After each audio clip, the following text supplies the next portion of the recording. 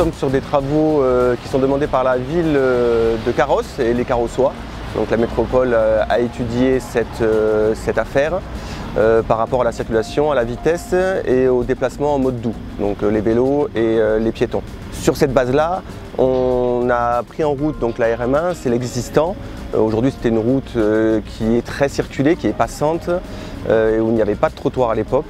Donc la métropole, et dans les emprises qui étaient assez contraintes, nous avons réfléchi à la mise en place d'un trottoir partagé. Trottoir partagé, donc de 2 mètres de large pour les vélos et les piétons.